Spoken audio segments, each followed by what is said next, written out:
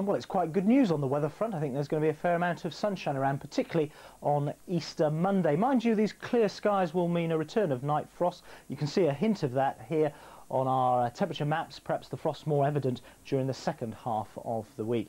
We've got some cold northerly winds blowing across the British Isles. They're going to stay with us during much of the week. Little area of low pressure, a little bit of a wet hiccup, if you like, running across northern parts of the British Isles during Tuesday, but by Wednesday those cold northerly winds will be back with us, and they'll stay with us right the way into next weekend.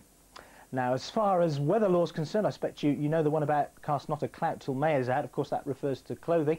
Till April's dead, change not a thread. And with those cold northerly winds, it's going to be worth wrapping up warm if you are heading out into the countryside. Certainly some wintry weather today, particularly over the Scottish mountains. Perhaps the odd rumble of thunder this afternoon across in East Anglia. Top temperatures of 12 or 13, where there's some shelter from the wind and a bit of sunshine pokes through. Now, the winds will still blow fairly strongly down the east coast overnight tonight, but they're going to ease out to the west, and that means that it's going to be quite a cold night with skies clearing. There could well be a touch of frost on the ground, but further east we'll keep one or two wintry showers running down those North Sea coasts.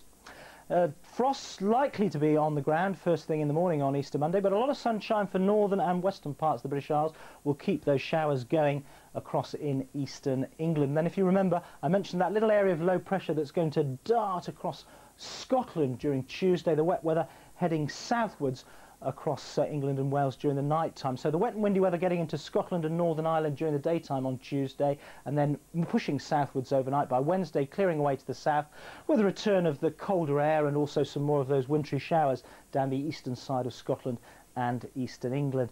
Into Thursday, well, we start to see the showers becoming restricted to the eastern side of England, and as that little bump of high pressure, if you remember we saw it on the pressure maps at the very beginning, as that little bump of high pressure starts to move in, then we'll probably find those showers becoming fewer and further between in the east, and we'll see more and more of that sunny weather, particularly once again across northern and western parts of the British Isles. So apart from that wet weather midweek, it's looking pretty good for the week ahead. Now it's time to return to John in Birmingham.